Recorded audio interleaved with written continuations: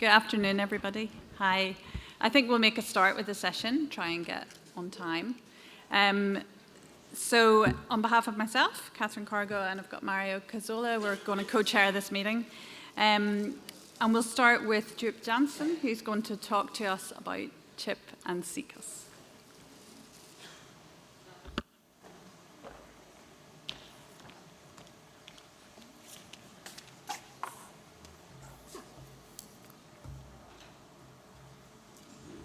So thank you, Catherine, for the introduction. I'm happy to speak today on some of the work that we've been doing over the past few years on CHIP and CCUS. Most of this work was done in collaboration with Gerwin Hult from the University of Groningen, but also some other collaborations I will show some work of. So we've heard a lot already in this meeting, also this morning, about CCUS and CHIP, and there's more to come. So we all know that the characteristics of different phases of the clonal evolution that's now very well established is that first there is clonal hematopoiesis of any variant allele frequency, we call that CH. If that reaches the threshold of a variant allele frequency of 2% or higher, it's termed CHIP. And if this is occurring together with a cytopenia, this is called CCUS. And this is an order of events that can be considered as normal cells transforming and developing into pre-malignant and into malignant cells. So the early estimations in 2020, this is based on actual sequencing with a threshold of 2% or 0.1%, what is technically possible. There was also a lot of modeling done, and if you see, and this is confirmed by a lot of data now, that who has clones, clonal hematopoiesis, you can see in this graph that actually clonal hematopoiesis is probably ubiquitous in everybody, and it can also start already at the very early ages.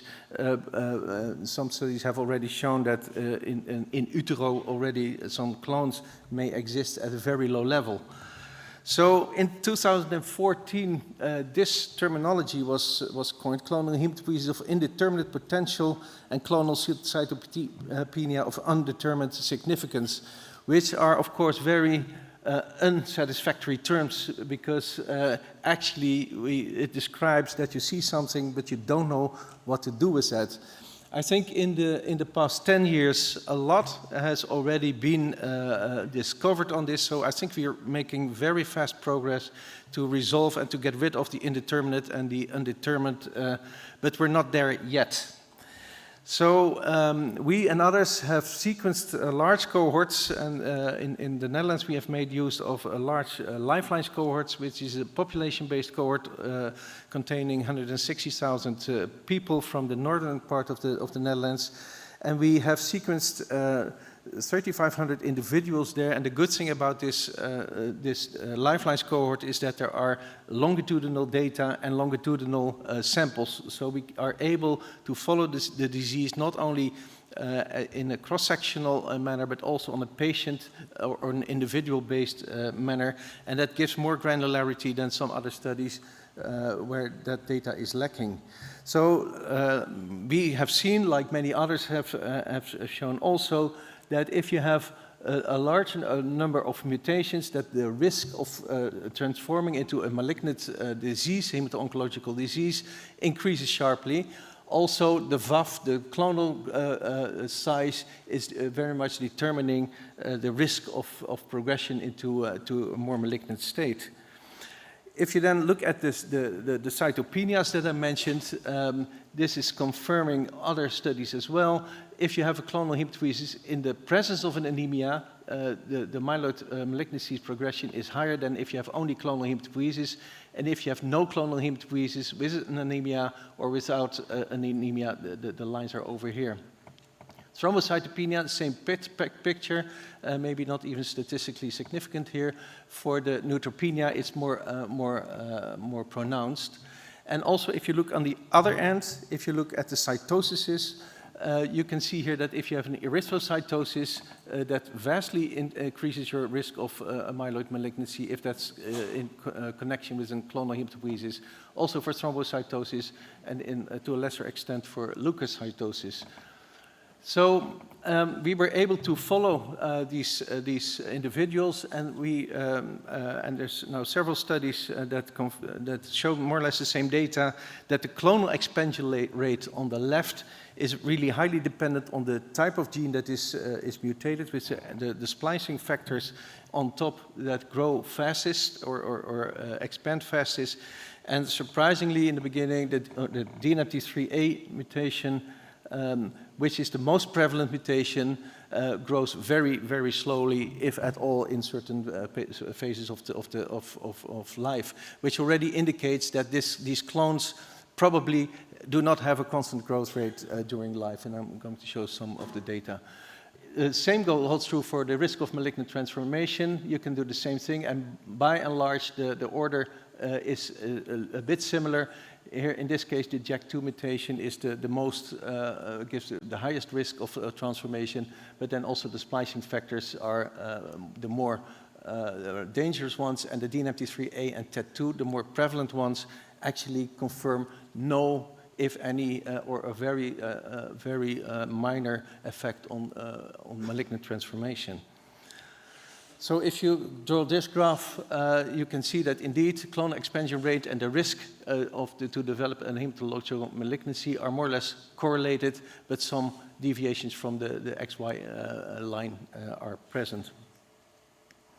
So several consortia have worked now on this kind of data and looked also at other parameters, and there are now 3 risk scores that probably most of you will know, and these at least already resolve a part of the indeterminate potential and undetermined significant terms, because we are now able to discern higher risk individuals. This is the CHRS score from Lachelle Weeks, which gives a very nice separation into high-risk and low-risk profiles.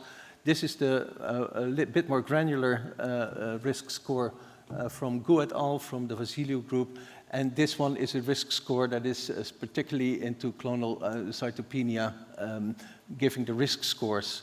So it is important, I think, that because the majority of individuals, to stress, we are sort of biased to be able to identify people with a high risk, but I think given all the discussions that are around now, it's very important also to try and define, actually very well define, the low risk or the no risk groups, because if people are found to have these kind of chip clones, it may be very advantageous if you can tell them that they actually do not have any risk at all and they should not worry at all. So I think there's both sides of the coin of these kind of scores. So this is, let's say, for the risk scores, but for intervention, and that's where you may want to go, and we already hear during this meeting several initiatives have been started already, but actually if you want to interfere, you need knowledge about the biology.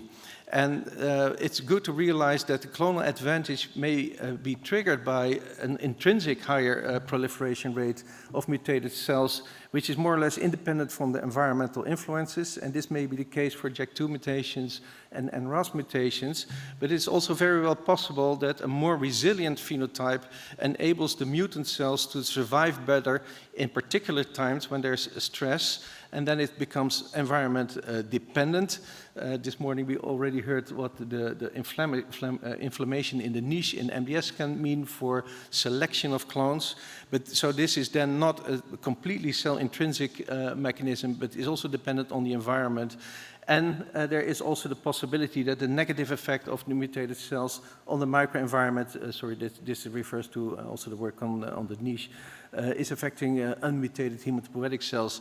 And if you think about therapy development, if the first, this is more or less the same result, but if you want to start to target these kind of proliferations, it may make a big difference if it's simply a cell that proliferates too fast, or a cell that is simply more resistant to a deteriorating bone marrow, for instance, and in that way gets selected and becomes prevalent. So one example where you can see that clonal advantage may be situationally determined is an older study that we did before in MDS, where we did longitudinal sampling and whole exome sequencing and looking at all the mutations that we could find, and then doing a high-resolution qPCR for all these mutations in time, where you can see that there is a clone that is clearly a 5q minus clone, which is clearly the MDS clone. And at the time when this patient was treated with lenalidomide, you can see that the clone by and large disappears, so the bone marrow is vacated. There's a lot of space at that point. And we saw that an independent clone, which has chip characteristics, arose. It took advantage of this period where the bone marrow is vacated, but interestingly afterwards, this clone was completely indolent and did not expand any further. So it did not have any further effect on proliferation. And the second example, the same thing here, exactly the same situation, 5q minus treated with lenalidomide, and then also an opportunistic clone that was unrelated throughout, and we were not so sure if this is actually a chip clone or actually an independent second malignancy in this case. So the borders between chip and CCUS and MDS may be difficult to draw at some point. Another piece of evidence which shows that maybe simply the more resilient state of a mutated chip clone or chip-like clone may be the way in which these clones get selected, is that if you treat patients with AML, and this is now a study from Rotterdam within the HOVON consortium that were sequenced by Peter Valk, you can see that at CR, which is the red bars, at diagnosis you see all these mutations, but in a significant number of cases there is a remaining clone, and for instance the DNMT3A is very often a remaining clone that apparently does not have any features in terms of leukemic behavior. So maybe then in that case the situation was brought back to an earlier stage. We looked also in children in transplantation, and which is also, of course, creating a bottleneck where cells are stressed. And if you look in these long-term survivors for chip clones to arise, you can see here in the whole cohort, if you look at the patient age, that there is more chip arising in the transplanted patients versus the controls. This is partly due to the fact that the patients were transplanted with older stem cells, but if you correct for that, you can see that there is an approximately 10 to 15 year shift in the incidence of chip. So there is still an effect of the bottleneck that selects the clones for chip, and these arise then earlier. This was associated with severe graft versus host disease. So if there was graft versus host disease, chip was seen more frequently, and also peri-transplant high CRP levels correlated with a higher chip incidence there. So that already feeds back into all the things we hear about inflammation, which may play a role. And if you look further into viral reactivation, you can see that there was also a correlation there. And if you then look at the multivariate analysis, you can see that the serotherapy and viral reactivation were two factors that were given an enhanced odds ratio for the development of clonal hematopoiesis. So finally, we also looked in the Lifelines cohort at participants with automated blood analysis data available. That was very advantageous. Many patients or individuals who did not have a CH showed these aberrations, but what was interesting, I think, is that in the individuals who had clonal hematopoiesis, there was a clear correlation between the different genes that were mutated and the different types of abnormalities that you can see. RDW and MCV have been reported in various studies as well. We also looked at platelet, which is also, I think, in the MN score. But it's interesting to see that particular mutations correlate with particular types of morphological aberrancies, and it's difficult to understand how such a large effect could be effectuated by a very small clone. I will skip this in terms of time. This is my last slide. One thing that we are now focusing on is that because we had these individual growth rates for individuals during the lifelines cohort sequencing, we were surprised a bit to see that many of the clones are growing during time, but also a significant number of individuals we saw that there was a decrease of clonal expansion. And even if you look at the hotspot DNMT3A RR82 mutation, individuals with the exact same mutation showed sometimes expansion, but sometimes also decline. And that gives hope that maybe that if you can find the factors that induce actually the decrease, the deceleration, and then decrease of clones that previously have grown, maybe you can interfere. So we are now looking at lifelong different stages, puberty, menopause, and try to get a handle on why, for instance, DNMT3A clones appear to grow predominantly early in life, but later cease that and even may decline afterwards. So maybe the conclusions I can leave because I'm already over time. These are the people who with we collaborate, and a lot of this work was done by this combination of groups. Thank you very much.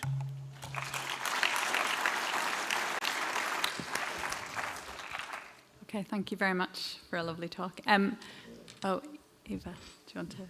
Did I disturb your plan now? Sorry. No, thank you, Joop.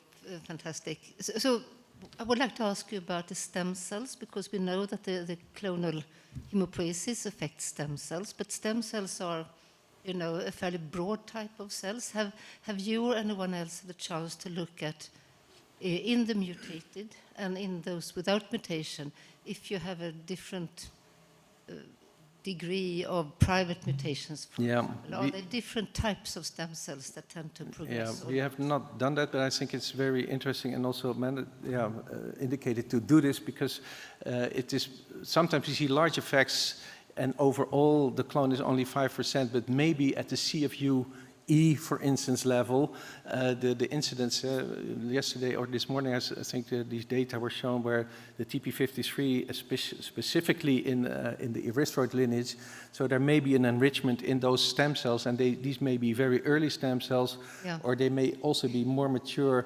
the ones that actually produce a lot of cells. So I think we should also invest in understanding better the graded differences there.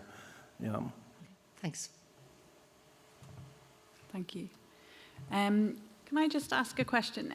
You said about how there were particular mutations that correlated with blood count parameters.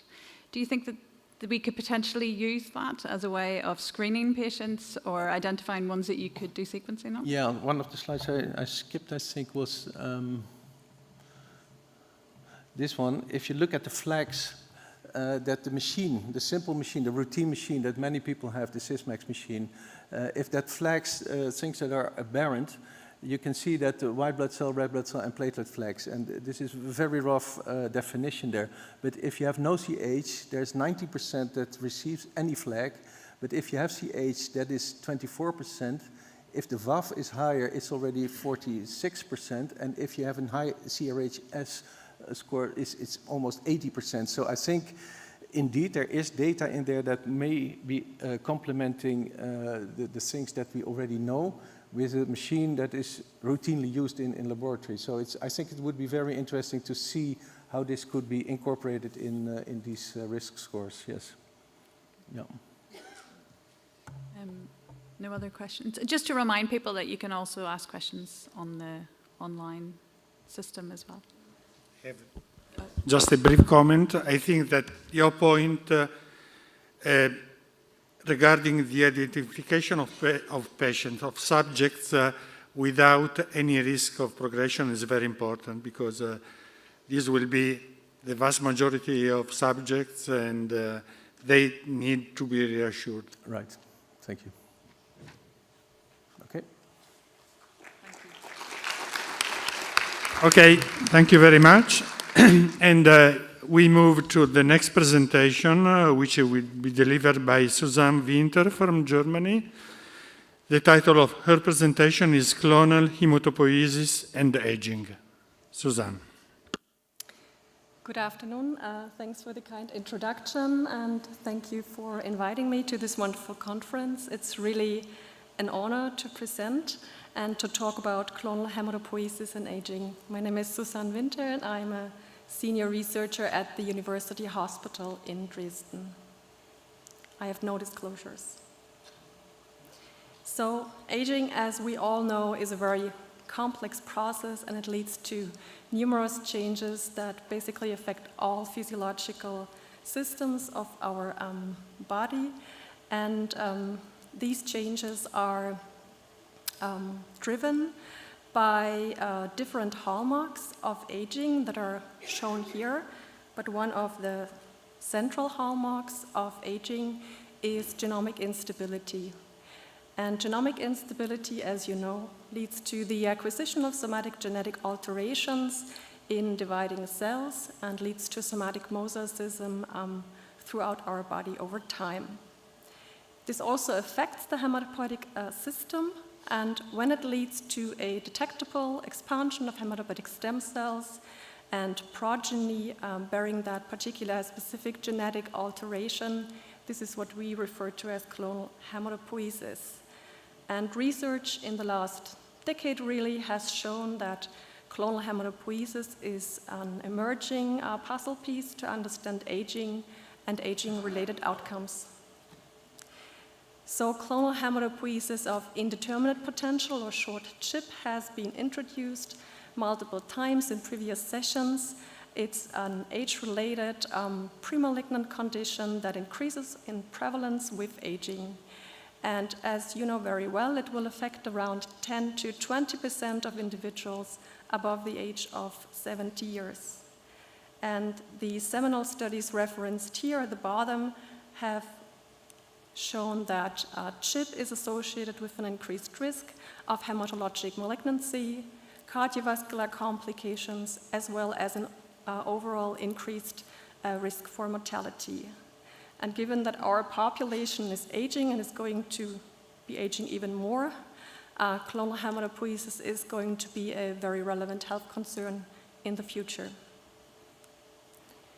So, besides these initial studies, CHIP has also been associated with a number of other non-malignant outcomes affecting various target organs that are depicted here. These associations include associations of CHIP with chronic obstructive pulmonary disease, chronic liver, as well as chronic kidney disease, and osteoporosis. And in addition to that, CHIP has also been associated with non-hematopoietic malignant outcomes. That is an increased risk of incident lung cancer. And just a couple of days ago, a new study published in the New England Journal of Medicine has shown that tumor-infiltrating clonal hematopoiesis, so that is CHIP mutations that are detectable within the tumor of patients with lung cancer, increases the risk for death and increases the risk of disease occurrence in patients with non-small cell lung cancer. And specifically in comparison to individuals that have CHIP only detectable in the blood, and also in comparison to individuals with no CHIP. So overall, this shows that CHIP really has a systemic effect on aging, and this impact extends to other tissues, extends to an impact on malignant progression in other tissues than the hematopoietic system. So when we say CHIP, we typically refer to the myeloid CHIP that is driven by somatic genetic alterations in a set of known myeloid malignancy driver genes. Most commonly, these are DNMT3A, TET2, and A6L1. And myeloid CHIP, or the typical CHIP, as you know, is associated with an increased risk of myeloid malignancy. But then in addition to the myeloid chip, there's also another subtype of chip, L-chip or lymphoid chip, that is less common, and it's considered to be the rare cousin of the myeloid chip. And lymphoid chip, depicted here at the top, is associated with an increased risk of lymphoid malignancy. In addition to that, clonal hematopoiesis can also be driven by mosaic chromosomal abnormalities that encompass the loss of sex chromosomes or copy number variations, as well as copy neutral loss of heterozygosity in autosomal chromosomes.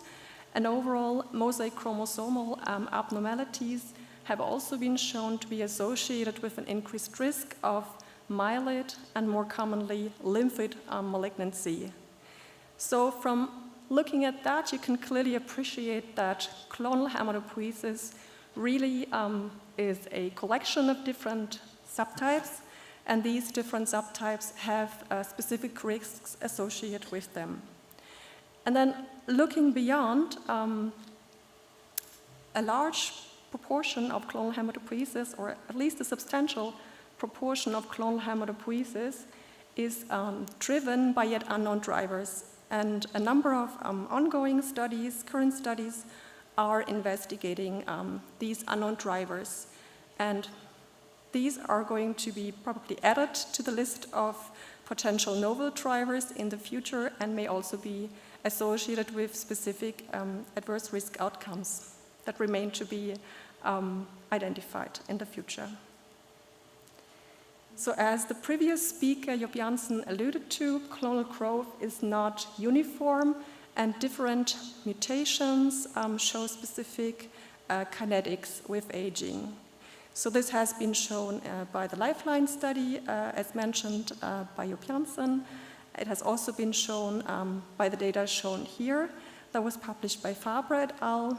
So what the data here shows is that, for example, clones driven by DNMT3A mutations typically arise early on in age, and then with age they kind of slow down.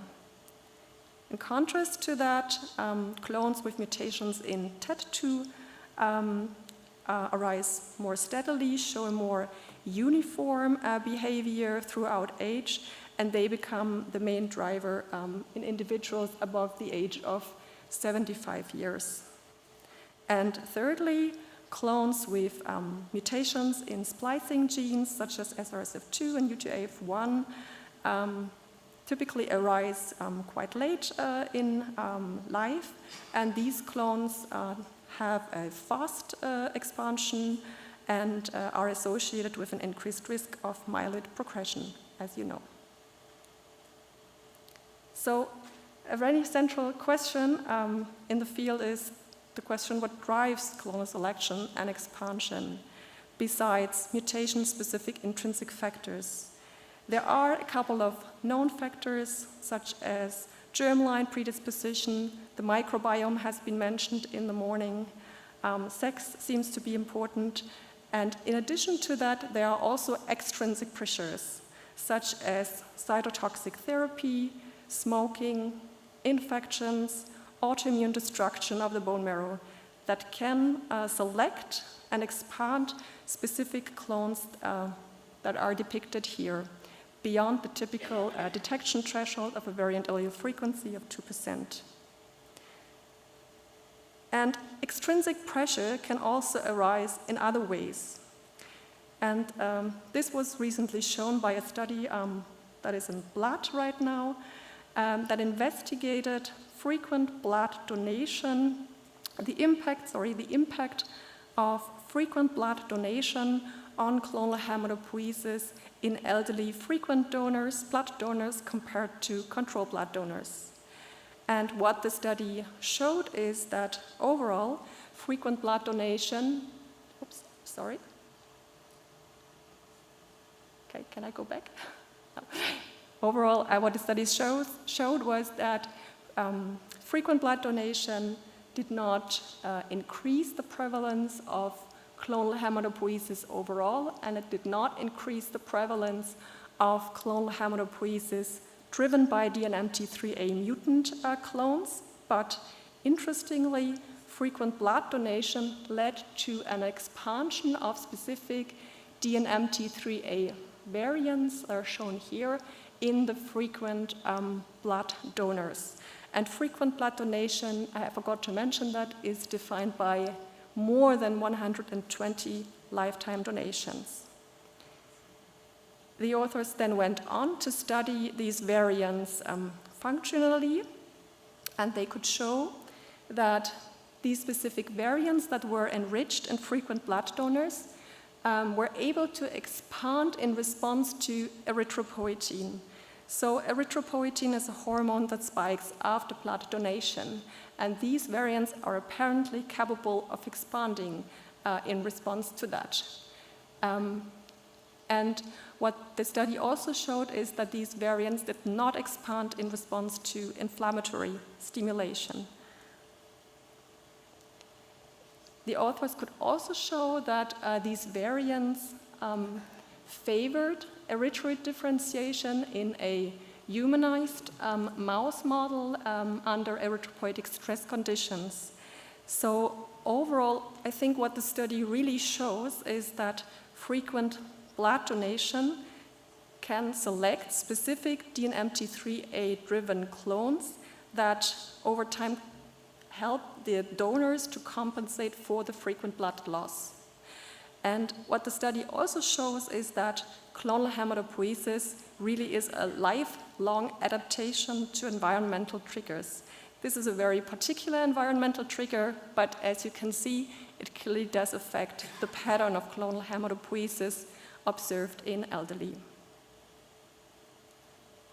And speaking of the environment or triggers, I'm moving on to the bone marrow niche, which, as you know, is a very important microenvironment for hematopoietic stem cells, and which, as you know, is progressively changing with age.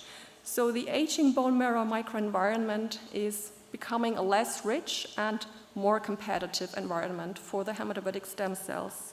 And the changes that occur in the aging bone marrow niche may induce localized expansion of specific clones. So what are the changes? The aging bone marrow niche is characterized by alterations in the vasculature and in perivascular stromal cells depicted here in green and blue. This leads to an altered secretion of various niche factors, such as CXCL12 and stem cell factor, that are produced by perivascular stromal cells as well as endothelial cells. What we also observe is an altered differentiation of mesenchymal stromal cells that favor adipogenic over osteogenic differentiation, which adds to increased inflammatory cytokine expression in the aged bone marrow niche and overall contributes to the myeloid and megakaryocytic skewing that is observed in the aged bone marrow niche. Conversely, CHIP progeny may further remodeling the bone marrow niche beyond that what is seen with chronological aging. And CHIP progeny may do that by increasing the inflammatory signaling in the bone marrow niche, and many talks today have actually touched on that, so that can also be happening directly in the bone marrow niche and alter the niche. It may alter the perivascular niche as indicated here, and it may also contribute to endosteal niche deterioration. So the endosteal niche is the niche that is very close to the bone, and it has been shown that DNMT3A mutant progeny drives an inflammation that can induce osteogenesis, that can decrease the bone marrow density in experimental models, and this may underlie a contribution, or this may contribute to, for example, osteoporosis that is very commonly observed in elderly. And importantly, our last point here, CHIP progeny or clonal hematopoiesis can progressively alter the function of our immune cells This includes, of course, neutrophils, monocytes, and macrophages, and it extends to NK cells that have been shown to be functionally altered in CCUS, for example. And different or altered NK cell function may ultimately have consequences for the immune surveillance of malignant clones in the bone marrow niche. This is a study that I want to briefly highlight that is published as a preprint so far and hopefully published as a full paper very soon. So here the authors investigated changes that are evident in individuals with CHIP in comparison to healthy donors and in comparison to MDS patients. And what the study showed was that a particular subset of mesenchymal stromal cells emerges in CHIP and expands in MDS patients, but is not detectable in healthy donors. And this particular subset has an enhanced inflammatory signature that is shown here. And one of the lead authors of that study, Karin Brummel, will give you more details, more interesting insights into that study in her talk on Saturday, I think. And this brings me to another and final important point. One clone can have many outcomes, and we've heard that quite a couple of times today. And this is also true for non-malignant outcomes. So shown here are some associations that have already been demonstrated between specific mutations, including TET2 and DNMT3A, with specific disease outcomes. So clearly, the specific clone that is detected is important. But in addition to that, the context that this clone is found in really is important for risk assessment of individual carriers of clonal hematopoiesis. And this context includes the mutational profile, includes the co-occurrence of other subtypes of clonal hematopoiesis, includes the co-occurrence of mosaic chromosomal alterations, for example, that are rarely well detected in current standard routine. It also includes the number of mutations that is important and the overall clone size, as well as longitudinal behavior of that clone, and very importantly, the clinical context, underlying comorbidities, and perhaps also age-related changes in metabolites, as we have heard in the morning. So to summarize, clonal hematopoiesis has a systemic effect on aging. It affects aging on multiple levels, from hematopoietic stem cells to mature blood and immune cells.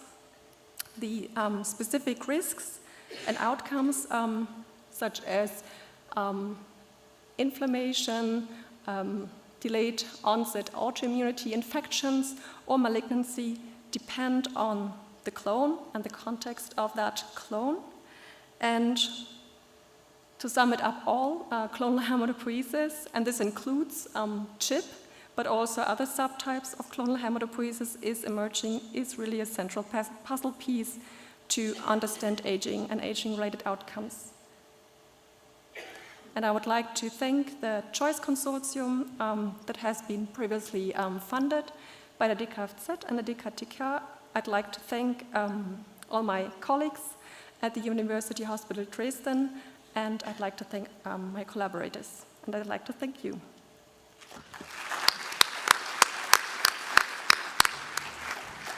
Thank you very much, Dr. Winter. Is there any question from the audience? I can start trying to clarify one point, that of blood donation. I am always campaigning for blood donation, so I'm a little bit worried. And the emergence of DNMT3A mutant clones. Your hypothesis is that the small increase in serum erythropoietin following blood donation may induce the emergence of these clones? Over time. So okay. I think but without any substantial effect on the donor health? I'm sorry, what do you mean by that? No, so blood donors have a small increase in Yes. in the number of DNMT3A mutant clones, correct? Yes. And the hypothesis is that this is related to erythropoietin? Yes. Okay, but in the long term with no clinical consequences for blood donors. Yes, that is basically the outcome of the study, or the hypothesis that the study was investigating and Okay. showing by these in vivo models. Okay, so if there is no question, thank you very much again. And we move to the next speaker, David Beck from the US. Let's say David's work in 2020 was one of the good news in a terrible period of pandemic. And his paper in the New England Journal of Medicine was really a landmark paper. So I'm very happy to introduce him. And the title of his presentation is VEXAS and Treatment in UBA1 Mutated MDS. David. Thank you, and thank you for the invitation to speak. And I just also want to thank the MDS community. I'm coming from rheumatology, and the fact that this sort of genetic inflammatory disease has been incorporated into MDS, and I'll go through some of the reasons why that is, has led to direct benefits for patients, and we're going to hear about that. And it's really kind of sped up the way that we can treat and diagnose patients. So it's been very impactful for the community. I have these disclosures. They're not relevant for the talk. Today I want to go through a little bit of the VEXAS overview. We've been hearing about this in a few different contexts throughout the meeting so far. I'll overview the clinical manifestations and complications. I was given the task in the talk to talk about treatment, although I'm going to kick that a little bit till tomorrow morning with the Meet the Experts. And I'd like to talk about new molecular insights, because I think that some of the challenges with treatment are really because we don't understand why these mutations cause disease. So VEXAS stands for the vacuoles E1 enzyme X-linked autoinflammatory somatic syndrome. And it's caused by somatic inactivating mutations in UBA1, which is the E1 enzyme that initiates the vast majority of ubiquitination. So 1 in 4,000 men over the age of 50 have these mutations, have phenotypes associated with UBA1 mutations, and this is without any selection, without picking patients with either hematologic malignancy or rheumatic conditions. The clinical manifestations really incorporate a combination of rheumatic and hematologic manifestations, which I'll go into a little bit more detail about. And at least from the inflammatory side, it's very difficult it's challenging to treat the disease. No targeted biologics have been shown to be effective, and really that comes from the fact that we don't understand the direct relationship between UBA1 and the inflammation that occurs, because multiple different cytokines are elevated. So here I'm just highlighting the clinical profile that's been seen now across 580 patients that have been reported in the literature with VEXAS. And I just want to highlight that the inflammatory features that have been reported from skin being present, skin inflammation being present in 80% of individuals, constitutional symptoms like fevers, lung involvement, joints, eye inflammation. This is a biased ascertainment where patients are being recognized because of their inflammation, but it's important to notice these symptoms because you may be seeing patients with a combination of hematologic manifestations and skin involvement. And I want to highlight here that 40% of patients are diagnosed with MDS who have UBA1 mutations. And there's some conflict in the literature about whether or not UBA1 is truly a subgroup of MDS or it's a unique cytopenia. At least in the community, 40% of patients are getting an MDS diagnosis, and I think it's important that this is sort of grounded in a community and sort of a group of diseases which are treated similarly. In terms of why the disease has a high mortality, at least original reports had a 40% 5-year mortality. It's getting better as we recognize the disease earlier, but really most studies have been retrospective, looking back on patients instead of looking forward. And there's been just a little bit of prospective work. We're hoping that more and more will come soon, but it helps us understand why there's this high mortality. And here, just 30 patients from Japan have been studied. This is looking just over 3 months. And what I want to bring your attention is, even though these patients have been well controlled from the inflammation standpoint, they are still having nearly 40% adverse events. And some of these are significant adverse events, blood clots, sepsis. So even with good control over the inflammatory side of the disease, there still can be significant comorbidities. So what impacts survival in VEXAS? It's not, it's sort of a subgroup of MDS. What's driving this high mortality? Some of it is the specific mutations. We see that specific mutations at M41 have decreased survival versus others. The co-occurring clonal hematopoiesis variants. So if there's multiple mutations that are found, we see that being a higher risk for mortality. Infections, this is relatively new data, but even when we control for the different immunosuppressive therapies patients are on, there's still an increased infection risk in patients. There's probably an underlying immunodeficiency, and the presence of these infections leads to a higher mortality. Transfusion dependence also falls into the category of higher mortality. But I think one thing that we're sort of unable to measure, and it's a challenge across all inflammatory diseases, is the inflammation that's occurring. What is the contribution of inflammation for mortality? And we think that that's behind some of the genotype and co-occurring CH variants. We measure that by CRPs, which can fluctuate, or steroid dosing, which is dependent on the practitioner and patient. So it's challenging to get objective measures of that. This is the largest scale treatment study that has come. It's been incredible to watch the amount of work that's been done on VEXAS across the world, but especially in France, and we have a lot of French colleagues here. And this is work by the FRENVEX, which is a big consortium that studies VEXAS in France.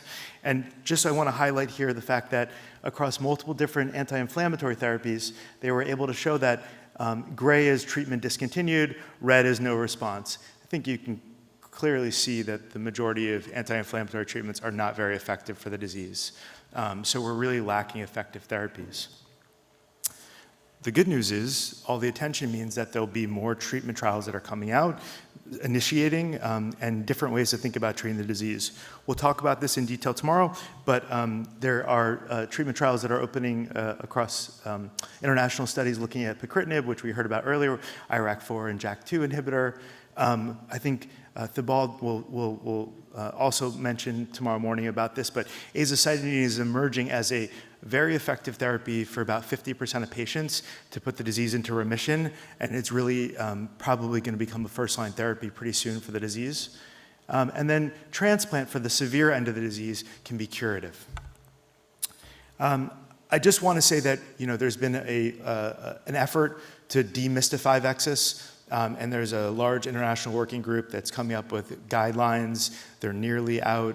They're slow because there's a lot of different voices involved. But the goal is to be able to demystify treatment and just to say what the treating inflammatory manifestations with corticosteroids, looking at the hematologic manifestations for whether or not there should be consideration for stem cell transplant or azacitidine, and sort of making this more accessible to the community. So stay tuned and we can talk about this tomorrow. So I want to switch gears now and talk about new molecular insights, because a lot of that is what's already been published, and I want to go into why UBA1 actually causes this disease. So as I mentioned earlier, UBA1 is the E1 enzyme that initiates ubiquitination in the cell. So it's 1 E1, 40 E2s, and 600 E3s. The E3s are the substrate-specific effectors that actually place ubiquitin on substrates, and they're regulating almost all cellular processes. So UBA1 is really at the apex of regulating almost all signaling in the cell, and most of the dynamic signaling. So we've tried to get at this a few different ways. One of the ways that we've tried to understand how UBA1 drives inflammation is using single-cell transcriptomics. This is work looking at the HSPCs from VEXAS patients versus healthy controls, and doing comprehensive immunophenotyping and single-cell RNA-seq. And I just want to highlight that we can actually see that the mutant cells are driving the inflammation in VEXAS, while the wild type have decreased inflammation, both of interferon alpha and gamma.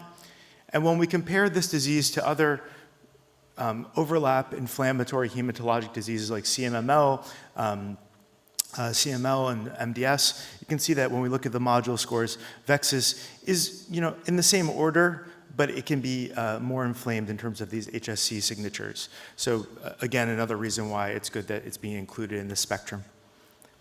So this is telling us what we already know. Patients come with inflammation. What don't we know?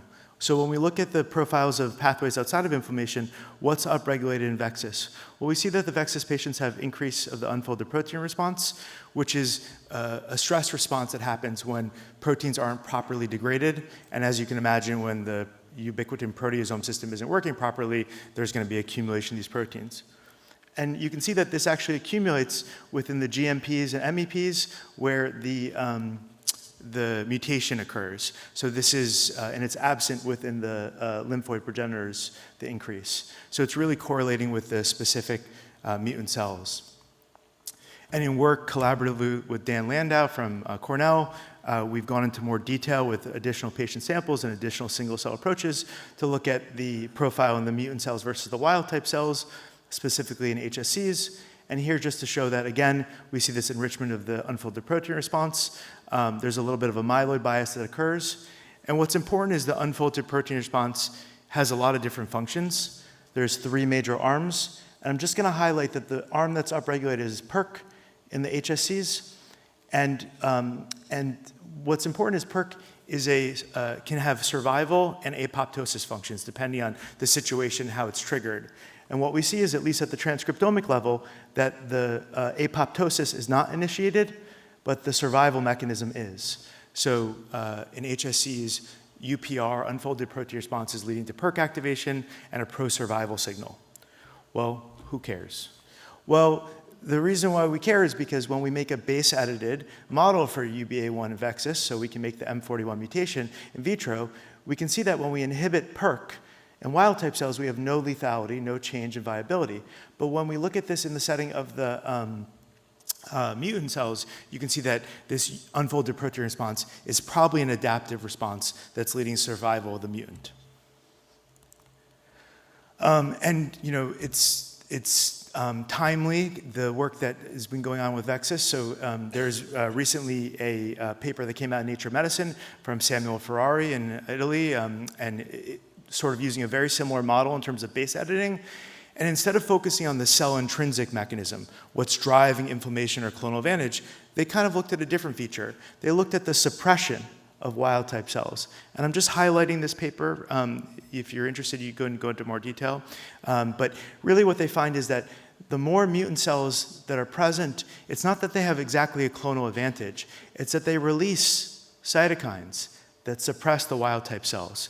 So it kind of gets around this question of why does a deleterious mutation ever accumulate? It doesn't grow faster, it's probably suppressing its neighbors. So this is the non-cell autonomous part of the puzzle. So I'm just going to end by talking about what's driving inflammation. I've been talking about clonal advantage, and I'm particularly interested in what drives inflammation in this setting. So we worked on a model to look at this in an inducible fashion, where we could see what happens during the earliest stages of initiation of the mutation. So this is looking in THP1 monocytes, where we have an inducible system where we can express either mutant or wild type in a knockout background.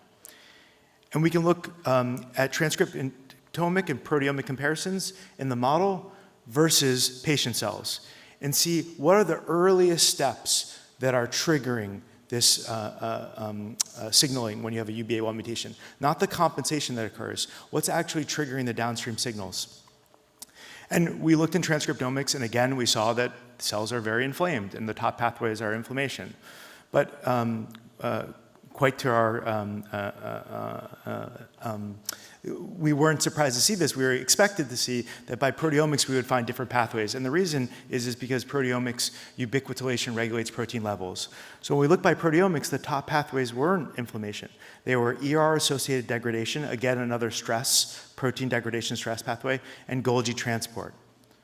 So we could actually see when we look by proteomics that the ER-associated degradation in UPR occurred before the initiation of the immune response. So this is an early signal, one of the early proteomic signals that occurs right after initiating this UBA1 mutation. And the change in the protein levels doesn't mean that it's actually leading to changes in terms of the processes. So we did a functional assay to look whether or not ERAD, the ER-associated degradation, is impaired. So this is a reporter system, CD3 delta, where it's processed through the ER-associated degradation. And you can see that at baseline, the mutant cells have an accumulation of the reporter. And as we look over time, it's not degraded as well. So ERAD is impaired, and that's quantified here on the right. So I want to just step back and say what we've learned about VEXAS before this point. So our group and the French group have shown that the amount of UBA1B in the cytoplasm inversely correlates with severity. So the more ubiquitination you have in the cytoplasm, the better patients do. We've also shown that the non-canonical mutations that we heard Maria Serenko talk a little bit about earlier have a shared phenotype in terms of E2 charging. So if you look at the two different mechanisms that you can get VEXAS, one is through loss of cytoplasmic ubiquitination, and the second is through loss of E2 charging. So this led us to hypothesize that there would be a specific E2s that might be impaired in the setting of a VEXAS mutation. And to test this, we used a 40-year-old system which had a temperature-sensitive allele for UBA1. And what you can do is when you raise the cells to the temperature-sensitive, the higher temperature, there's a loss of the endogenous UBA1, and you can rescue with either a wild type or a mutant version. And we looked at this in terms of which E2s were most impacted. So I'm just going to summarize a lot of data here to say that the majority, all the ubiquitin-dependent E2s are not charged. They don't get ubiquitin when you use UBA1. They can be rescued by wild type. But when we look at the two VEXAS mutations, what you can see is that two E2s are specifically impaired. They're more impaired than others. And what these are, they're the two E2s that are cytoplasmic restricted and involved in the ERAD pathway. And we can see that this isn't just in the Chinese hamster ovary cells, but it's also in the THP1 model and in patient cells, shown here, where we can quantify the effect in other E2s versus the ERAD E2s. And so this is a potential therapeutic vulnerability that we see in VEXAS, so we can actually look at the viability. This is looking, the mutant is in red, the wild type's in black. What you can see is that when you use TAC243, that's a UBA1 inhibitor. Roger Belizaire has already shown that when you use this inhibitor, you see that there's a decreased viability in the mutant versus the wild type. Makes sense, you have impaired ubiquitination, they're gonna be more sensitive to an inhibitor. Interestingly, these same cells are also more sensitive to an ERAD inhibitor. And finally, when we look at a cell line where we actually impair ERAD with a shRNA that knocks down the J1, G2, we can see that they're more sensitive to UBA1. So there's a synthetic crosstalk between the two. And we can see that the vacuoles in VEXAS are actually these enlarged endoplasmic reticulum, so which is what happens when you have impaired ERAD. So this is the reconstruction where you can see that there's this enlarged lattice work within the cells. These are the THP1 monocytes. And we can see that they stain for a ER marker. In bright field, the vacuoles stain for calnexin. And so this explains the unfolded protein response, it explains the vacuoles, but we still don't know what drives the inflammation, which is what bothers me. So we went deeper into our proteome data, and what we found is that there's 31 ERAD substrates that are upregulated. They're upregulated both in the CD14 and our model, but only one of them is involved in the immune response, and that's STING.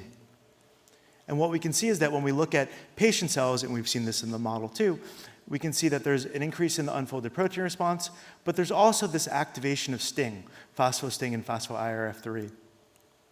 So STING is upregulated, it's activated, but is this actually driving inflammation? And to test this, we used our model again, wild type versus M41V, and looked if we could rescue the increase in terms of different inflammatory pathways when we knock down STING or CGAS, the cofactor involved in activation.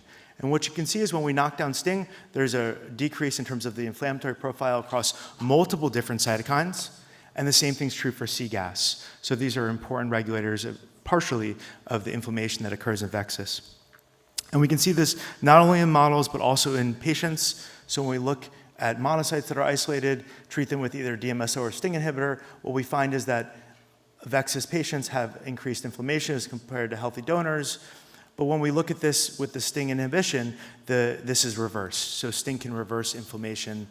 STING inhibition can reverse inflammation in patient cells. So this is just the model.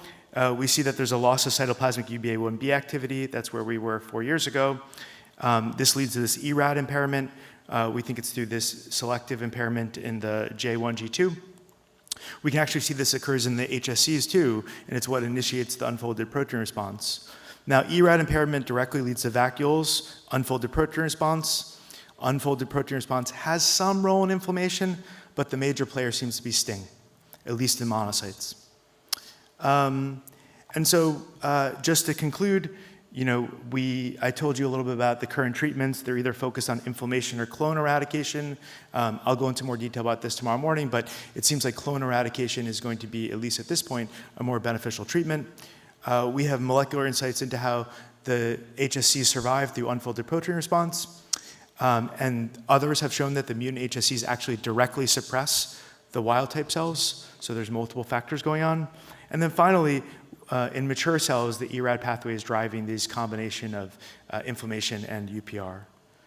I just want to highlight that we're going to have a second workshop. The French VEX had a first workshop about a year and a half ago. We're in the process of organizing this. It's late, but we're trying to get people together for a clinical day and a research day. So please look out for this email. And I'd like to thank the people that did the work. Thank you for your attention.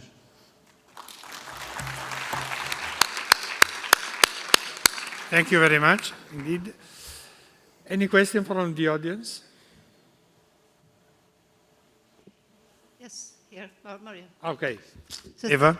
Yeah, thank you, David.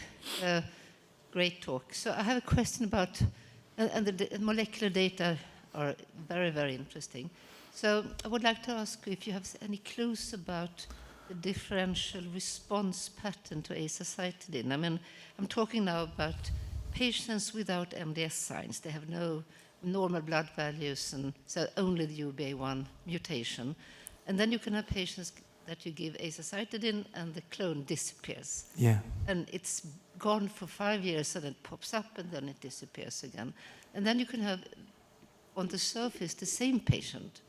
And the clone decreases, ends up at 15%, patients get better, but it's no way the same molecular remission. Do you see any clues in your data as to these different patterns? We haven't evaluated what happens with azacitidine in terms of why some patients respond, some don't. I don't want to push it to Theobald and Pierre to answer that question because they've been running a big study. But so far, I think the clue, and correct me if I'm wrong, it's not co-occurring mutations. It's not necessarily the diagnosis. There are some missing factors that we don't understand why responders and why patients respond and don't respond. But again, I don't. It's their work, so I don't want to misrepresent it. Okay, thanks. Maybe I already did. Okay, there is no other question. Thank you very much.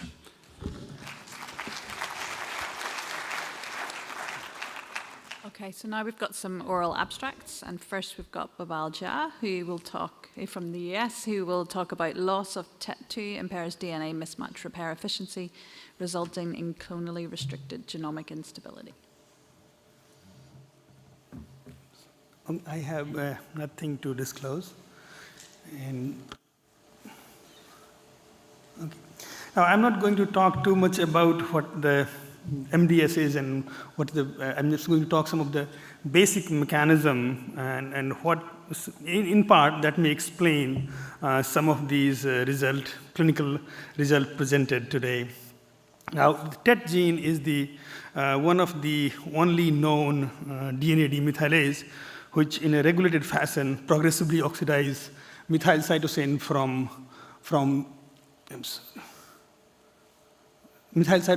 the CPG island, and hence creates an efficient transcription profile.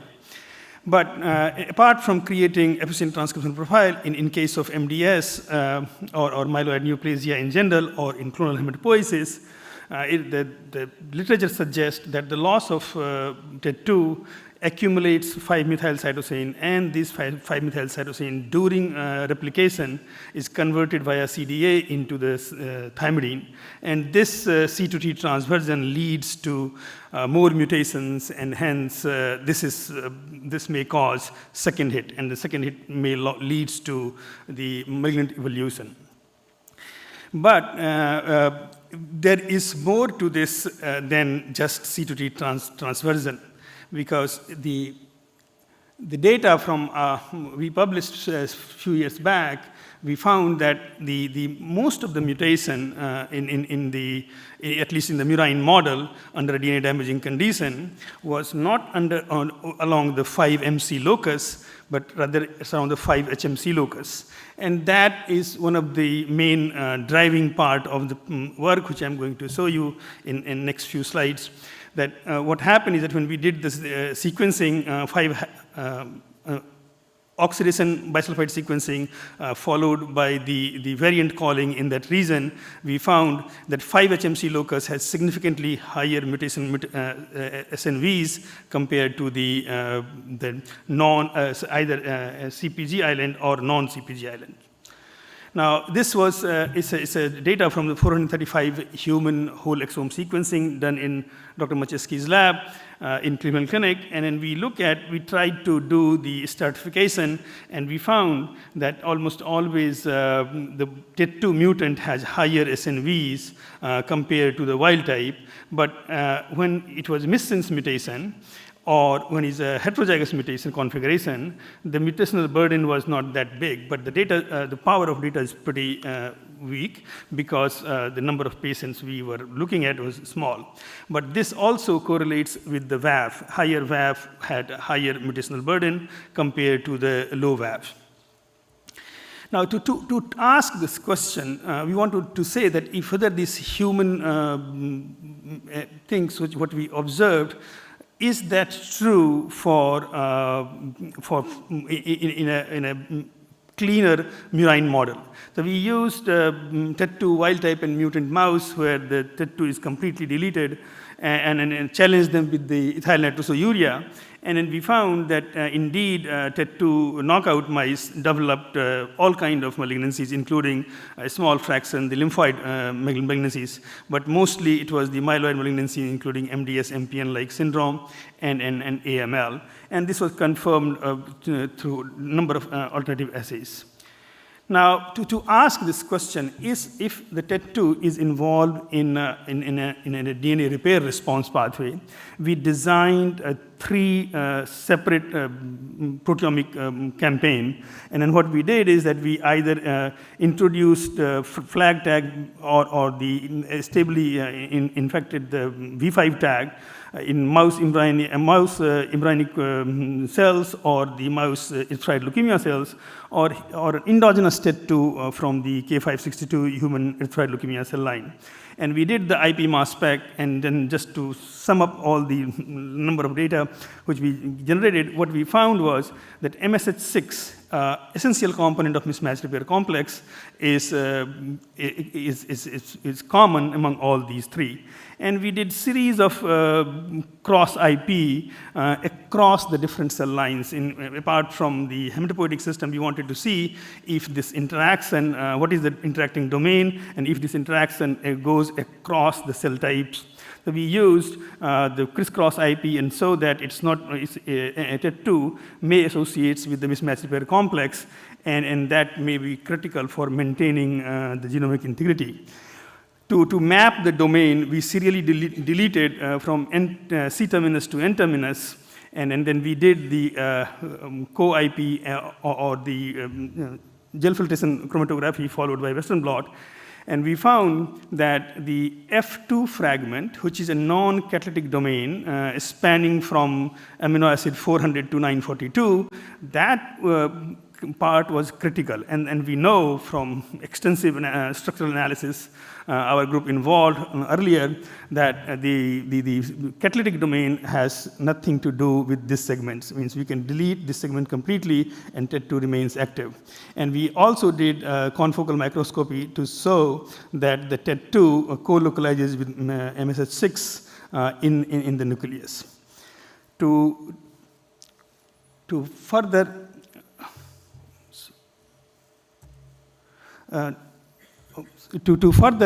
prove that one of the key questions you were wondering that whether the loss of TET2 creates hypermethylation of MSH6 locus, and hence the expression goes down. For that purpose, we look at we generated these isogenic TET2 wild type and knockout cells in K562 background and number of other cell line background, which I'm not showing today. But what we found that transcriptionally there was no effect of the MSH6 mRNA.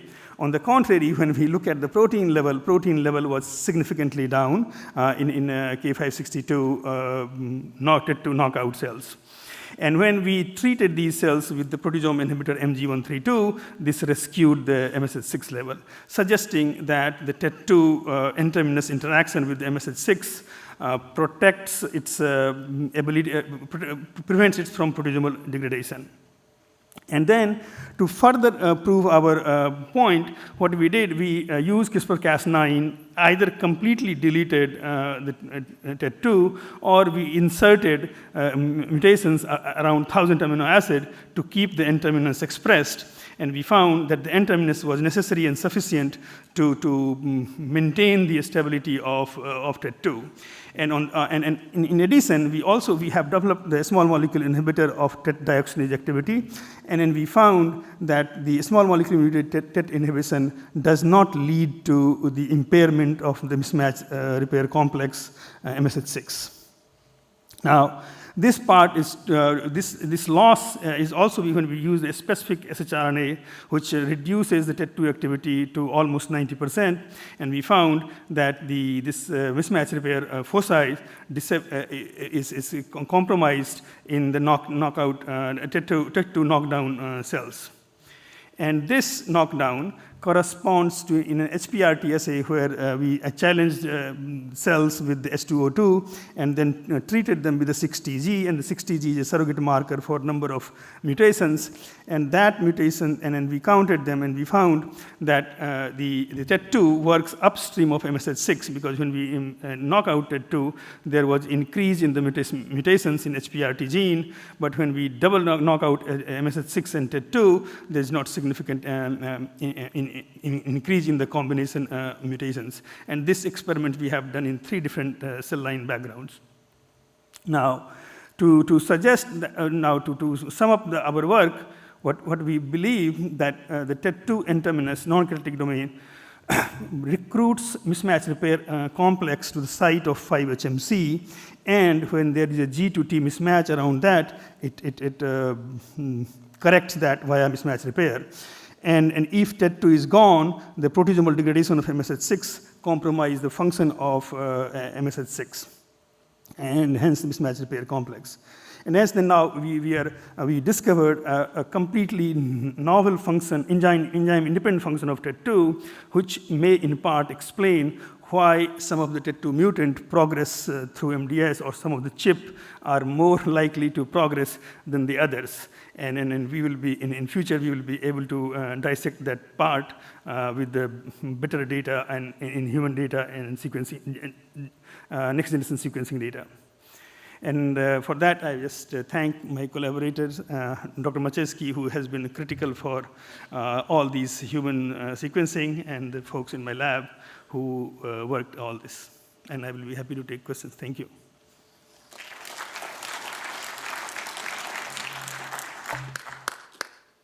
That's lovely, thank you. Does anybody have any questions?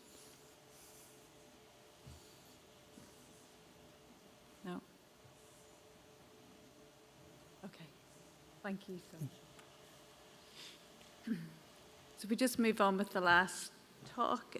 This is Ronald Pinheiro from Brazil, who will talk about human exposome to pesticides dramatically increases the incidence of clonal hematopoiesis of indeterminate potential with different mutation profiles, a prospective study in farmers. Good afternoon. Thank you for selecting our work for our presentation. The title of our presentation is Human Exposome to Pesticides Dramatically Increase the Incidence of CHIP. We know that the exposome concept is very important. The exposomes, you measure all the exposure that you have through all your life, And exposome is related to exposition to lifestyle, ecosystem, social and physical and chemical exposition. And we believe that for MDS, this is very important. A couple of years ago, we showed that pesticides are able to do downregulation of DNA repair genes in farmers exposed to pesticides, ATM, BRC1, BRC2, and others. And we know that it may be linked to CHIP. We know that CHIP is considered a myeloid precursor lesion according to WHO. We know that CHIP is characterized by the presence of somatic mutations in genes related to bone marrow myeloid disorders. And we know that according to WHO, the diagnosis is based on 2% of allele frequency in VEF. And it's very important to emphasize that with CHIP, we have with patients with 40 years old, not patients, persons, you have 1% of incidence of CHIP. This is very important to emphasize. CHIP increases with aging, and CHIP is almost universal after 18 or 19 years old, depending on the depth of coverage that you use to study. So what we did? We evaluated 55 farmers exposed to pesticides. They present no myeloid disorders, no cytopenias. We collected bone marrow samples, yes, bone marrow samples, and we searched for CHIP in these farmers in a very important city of our state, that is Limoeiro do Norte. This city has three very important characteristics. The farmers do not use protective devices. They use very important aerial application of pesticides. And they have in the city a contaminated water table that was detected but with mass spectrometry, and the most important pesticide that was detected was glyphosate. So we evaluated these genes, as you know here, and we evaluated all exons and introns, and we used the approach of SOP, Standard Operation Procedure, that was defined by Peter Horak in Genetic Medicine in 2022, when you detect and you define oncogenic mutations, only oncogenic mutations. It's very important to emphasize that we used a depth of coverage of 1,000. Oh, excuse me. When we use a depth of coverage of 1,000, we are able of detecting 1% VEF. So we have 100% to detect of chance of detect. So we did not miss any type of VEF because we used 2% of criteria by WHO.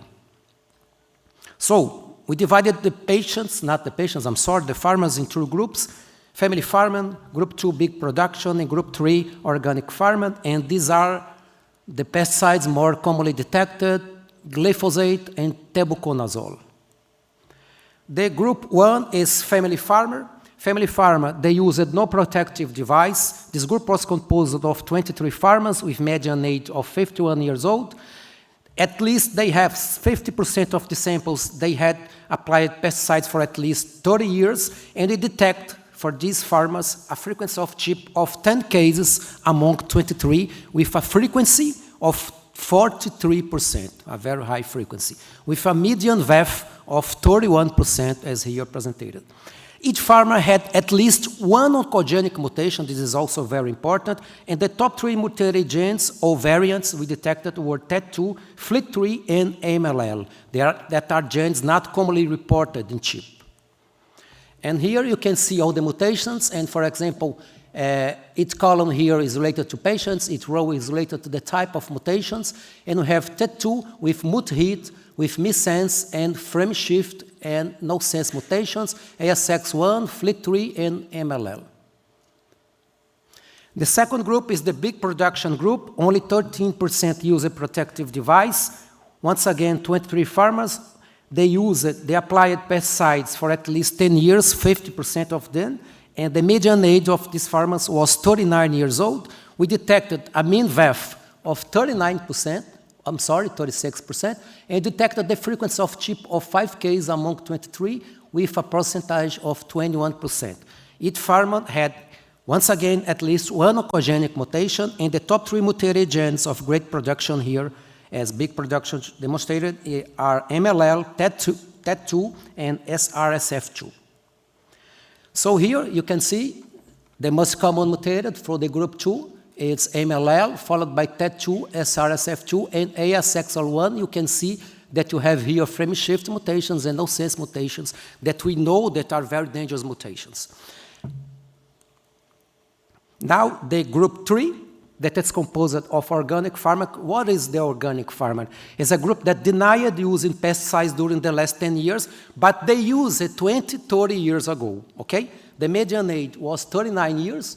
We had a median VAF of CHIP of 49%, and we detected just 2 cases among 9 with 22% of VAF, and of frequency, I'm sorry. And we had, once again, at least one oncogenic mutation according to the standard operation procedure 2022.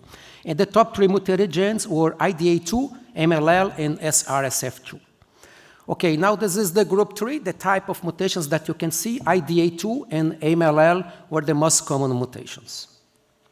Now joining all the 55 farmers, this is a very important result for us. We detected a frequency of CHIP of 17 cases among 55, which give us the frequency of 31% for a people aged 40 years old, that we know that we should expect at least 1%, just 1% of mutations. And here you can see all the type of mutations, and I'm sorry. And the most common mutation was MLL, a lot of variants, TET2, ASXL1, SRSF2. Now consider the single nucleotide variants. We detected the most common type of change was a thymine instead of a cytosine. This is typical phenomenon of senescence. This is most common type of single nucleotide variants detected in MDS. Here, the most common type of variant classification was missense mutation, but we need to emphasize the very dangerous mutations as frame shift no-sense mutation. Now comparing the incidence of the frequency of CHIP we've detected in these farmers, 31%, comparing to paired-added controls, we have a very important difference. And the top 4 most mutated genes using the standard operation 2022 were ASX1, TET2, as expected, okay, but MLL and FLT3 that were not expected, because we know that these genes are essentially associated with the transformation of MDS into AMLL according to the molecular IPSS. Just to finish now, I'd like to show you this case. This is a farmer, a 36-year-old farmer. Please pay attention. We detected a TP53 mutation, a oncogenic mutation with a VAF of 30, almost 38%, and ASXL1, once again, oncogenic mutation, went 26%, and we had other mutations, just like you can see TET2 with 76 mutation, 76 VAF, and almost 50 VAF%, and today we can tell this as VULs. But tomorrow it can be a mutation, an oncogenic mutation, because we know that it's changing every day based on the standard operation procedure. And so our conclusions are, this is to the best of our knowledge. The first report to show a very high frequency of CHIP in 40 years old group, but they are farmers exposed to pesticides. We detected 31% instead of 1%, that was what was expected. We are showing increased number of variants in genes that are not commonly reported in CHIP, just like MLL and FLT3, SRSF2, TP53, and we believe that this is the first time to make a study that is able of showing a possible association of pesticides with chemical exposome for CHIP, increasing its frequency or incidence, depends on what you believe. This is our group. I would like to thank to our studies, and this is our head, Professor Silvia Magalhães. Thank you so much.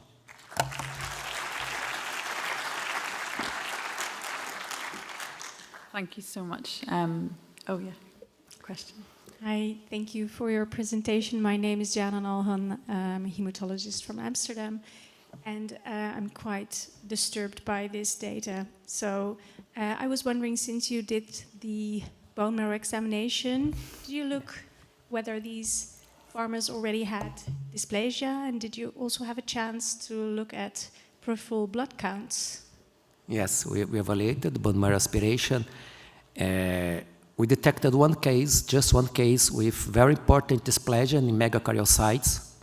And we also performed karyotype, dependent karyotype. But as we evaluated all these samples in just 1 day, we collected the 55 farmers in 1 day, because it was dangerous to do this. And the place we performed this. And we evaluated the dependent karyotype, and we detected a lot of cases of aneuploidy. Yes, but as everything was done in just 1 day, so we are not very confident in this karyotype. But yes, we have just 1 case with dysplegia. But we are still evaluating, and we had also 1 case with stroke. Thanks. So, nice presentation. I was Thank you. Surprised by the FLT3 mutations that you mentioned. And if I saw it correctly on your slides, these did not represent the classical AML FLT-ITD or TKD mutation. So can you comment on that? Because I saw there were nonsense mutations. Yes. Do not expect. Yes. Thank you for your question. It's very important to emphasize this. These mutations were not ITD, the classical ITD that we detect in FLT3 or MLL.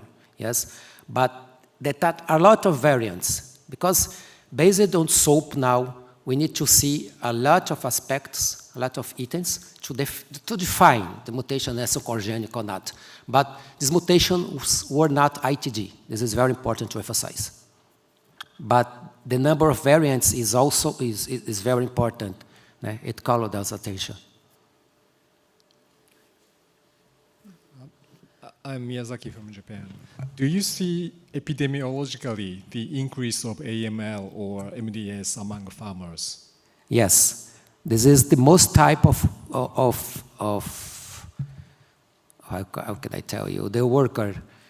We have, in Brazil, we have an incidence of AML that is linked to the exposition to benzene, gasoline, and farmers. These are the most common types. We had a very important pesticide that is called Indrec, that is an organochloride. And we have no doubt that it is associated, based on epidemiology, of course. Thank you for the question. Hi. On the other side, hi. Oh. I'm Ari Yagunidis from Germany. I have a question. You showed the control group that had only 1% of clonal hematopoiesis compared to the farmers. Are these people from the same area? No, from the city of Fortaleza. Okay, so that's far away. I'm not very good in the geography. That's far away from the farm? Yes, it's far away. It's 200 kilometers. Okay. 200 kilometers. But if we also use the pair age control, what we know, what we expected based on all the articles, we should expect an incidence of CHIP of just 1%, yes? And we detected a lot of cases. But I would be interested to see how many non-farmers of this area would have CHIP. No, we did not evaluate not farmers, just farmers of this area, farmers of this area. But maybe it's important to emphasize this. School teachers or something from the area. Yes, that would be interesting. Yes. But it's also important, Professor, to emphasize that the exposome concept is very important, because this city also has the contaminated water table with glyphosate. So.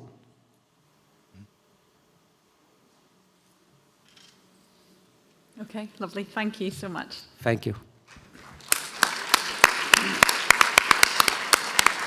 So we will close this session. Thank you all for the excellent talks.